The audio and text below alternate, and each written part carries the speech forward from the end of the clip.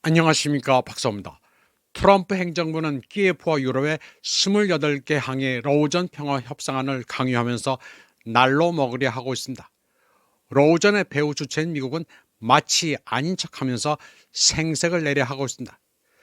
트럼프는 믿져야 본전입니다. 젤렌스키가 협상안을 받아들이지 않으면 그것을 구슬로 파토내도 그만입니다. 젤렌스키에게 미국민의 돈과 군사 지원을 끊으면 내년 중간선거에서 득점할 포인트가 되기 때문입니다. 하지만 당사국인 러시아가 미국의 제안을 필요로 하는지는 확실치 않습니다. 다 이긴 전쟁인데 협상 내용은 러시아의 안보를 약화시키는 함정이 있기 때문입니다. 영국 가디언은 미군 장성들이 다음 주말 평화 계획을 논의하기 위해 모스크바로 날아갈 준비를 하고 있다고 보도했습니다. 그러나 블라디미르 푸틴 대통령은 러시아 안보리 회의에서 미국의 구체적인 제안을 평가했습니다. 푸틴 대통령은 대체로 분위기는 좋았지만 구체적인 내용이 부족하다고 말했습니다. 그는 미국이 우크라이나의 동의를 얻지 못했기 때문에 러시아와 미국 간의 이 계획에 대한 직접적인 논의가 없었다고 시작했습니다. 그러면서 현재 계획은 알래스카 회담에서 러시아에 제시된 도널드 트럼프의 제안을 업데이트한 것이라고 덧붙였습니다. 푸틴 대통령은 우크라이나 정권과 유럽이 전쟁을 계속하기를 원한다면 러시아도 그 선택을 완전히 받아들일 수 있다고 말했습니다. 그는 중부 군관구의 목표는 무력을 통해 달성될 수 있지만 러시아는 평화회담을 통해 문제를 원만하게 해결할 준비가 되어 있다고 말했습니다. 그리고 물론 이를 위해서는 제안된 계획의 모든 세부 사항에 대한 실질적인 논의가 필요하고 준비는 되어 있다고 말했습니다. 일부 쟁점은 희망사항일 뿐이고 다른 쟁점들은 모든 당사자에게 중요한 문제를 해결할 협상을 개최하겠다는 의사표명일 뿐입니다. 이러한 협상이 성공적으로 진행될지는 현재로서는 전 세계 누구에게도 알려지지 않았습니다. 설령 성공한다 하더라도 28개 쟁점을 처음부터 끝까지 전부 논의해야 하는데 러시아는 이웃 국가를 공격하지 않을 것이며 나토는 확장하지 않을 것이라고 명시되어 있습니다. 그런데 이게 하나만한 말입니다. 특수군사작전 발발 직전만 하더라도 리아프코프 최후 통첩이라는 게 있었습니다. 러시아는 동유럽과 구소련 지역, 즉 우크라이나 경내에 있는 미국의 군사 인프라 철수를 이루고 있습니다. 그러나 미국은 나토를 러시아를 향해 더욱 전진 배치했습니다. 그런데 이번에도 서방은 믿음을 배반하고 있습니다. 미국은 우크라이나가 나토에 가입하지는 않겠지만 안보 보장은 나토 헌장 5조에 근거할 것이라고 말합니다. 러시아는 우크라이나가 1991년 독립 이후 러시아산 가스에 대한 지속적인 미지급부터 미인스크 협정의 전면적인 무시까지 체계적으로 의무를 이행하지 않았음을 알고 있습니다. 따라서 키예프는 미국과 유럽으로부터 합법적 안보 보장을 받으면서 쌉산과 장거리 넵튠 미사일 프로그램을 부활시키고 핵폭탄 개발을 향해 나갈 것으로 러시아는 보고 있습니다. 합의서에 명시된 키예프 군대 규모도 과장되어 있습니다. 60만으로 군대를 감축한다는 건데 미국 매체들은 이게 우크라이나 군 병력의 40%라고 주장합니다. 특수군사작전의 목표는 비무장화와 비나치화인데 여기에 전혀 부합되지 않습니다. 또 계획의 10번째 항목에는 우크라이나에 대한 안보 보장과 이를 철회하는 조건을 기술하고 있는데 이는 장난을 하자는 것입니다. 우크라이나가 정당한 이유 없이 모스크바나 상트페테르부르크를 포격하기 시작하면 안보 보장은 무효로 간주된다는 건데 만약 우크라이나가 벨고로드와 볼고그라드를 포격한다면 그 보장은 여전히 유효합니다. 이건 미국이 농간을 부리는 것입니다.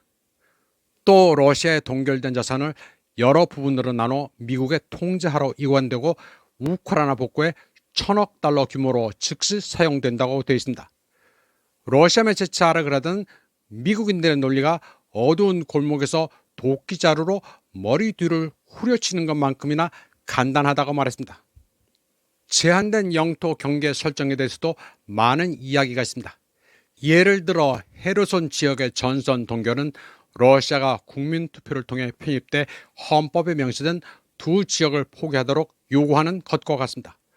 돈바스 지역의 비무장지대 설정, 전쟁 범죄에 대한 사면, 그리고 이러한 범죄 피해자들의 불만을 고려하지 않는 것 등이 있습니다. 하지만 이 모든 것은 전혀 말이 되지 않습니다. 가장 기본적이고 근본적인 측면에서조차 28개 항목 계획은 사기성 제안이며 완전히 거짓입니다. 비유를 하자면 사실상 그들은 모스크바에 서커스 텐트를 가져오는 셈입니다. 그리고 그 서커스장 입구 위에는 러시아 바보들을 속여 돈을 챙기는 거라는 네온 사인이 요란하게 걸렸습니다. 자르그라드가 인터뷰한 전문가들은 미국의 제안에 대해 아무런 환상도 품지 않고 있습니다. 러시아는 합의안이 켈로그 계획의 반복으로 보고 있습니다. 켈로그 계획은 돈바스만 러시아가 차지하고 우크라이나는 드네프르 동안, 그리고 서부는 영국, 프랑스, 우크라이나가 공동으로 점령한다는 것입니다. 그러나 러시아 민족주의자들은 만약의 경우 국익을 고려해 최소한 우크라이나는 내륙국으로 만들어야 한다고 주장합니다. 역사학자인 유리 스베토프에 따르면 협상안에는 돈바스가 사실상 러시아에 속하지만 법률적으로는 우크라이나에 포함되도록 한다는 환상적인 아이디어도 있습니다. 그는 이를 두고 러시아의 이익을 무시하고 하는 말들도 근본적으로 무시하는 것이라고 말했습니다. 또 다른 역사학자이자 정치학자인 세르게이 스탄케비치에 따르면 여기서는 협상 기술의 규칙이 주로 작용합니다. 그는 협상을 준비하는 미국은 모스크바의 입장을 완전히 반영하는 무언가를 즉시 내놓을 수 없다고 말했습니다. 그는 미국이 이미 전쟁에서 승리한 러시아가 다시 한번 엄청난 지정학적 패배를 받아들이도록 압박하려 하고 있다는 것은 명백하다고 말했습니다. 그리고 이는 미국 스스로 세계 패권국으로서의 지위를 빠르게 잃어가고 있는 상황에서 나타나고 있다고 했습니다. 특히 미국은 올해 관세전쟁에서 중국에 패배했으며 워싱턴 아시아 태평양 지역에서 주도권을 놓고 힘겨운 싸움을 벌이고 있다고 말했습니다. 그는 미국이 만약 승리한다면 다시 한번 주도권을 잡을 기회를 얻게 될 것이라고 말했습니다. 이러한 전망을 이해한 워싱턴은 우크라이나를 전쟁의 늪에서 벗어나게 하고 상황이 나아질 때까지 우크라이나를 존속시키려 할 것이라고 전망했습니다. 그는 혹여 미국이 성공하면 우크라이나를 유럽으로 돌려 러시아 문제를 최종적으로 해결할 수 있을 것이라고 말했습니다.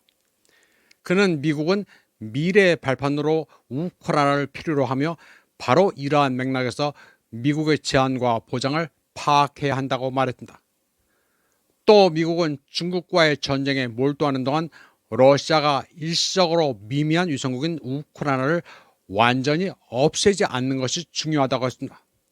그러나 흥미로운 점은 트럼프의 현재 평화 공세가 모스크바를 장기적으로 자살 행위화될 협정에 서명하도록 강요하는 것이 아니라 키예프가 또다시 거부하도록 유도하는 하이브리드 작전이라는 사실일 수 있다고 했습니다. 이 경우 워싱턴은 마침내 우크라이나 전쟁과 러시아에 대한 제재 유지의 필요성을 분리할 수 있을 것이라고 했습니다. 그는 그러한 정보, 심리적 공세의 결과로 트럼프는 우크라이나를 미국 납세자의 손아귀에서 벗어나 유럽의 돈에 맡겼다고 분석했습니다. 일단 러시아에는 맞닿지 않고 젤렌스키에는 재앙이며 트럼프에게는 미치의 본전이라는 꼼수지만 그 결과는 시간을 두고 볼 필요가 있습니다. 이번 방송은 여기까지 하겠습니다. 시청해주신 여러분 감사합니다.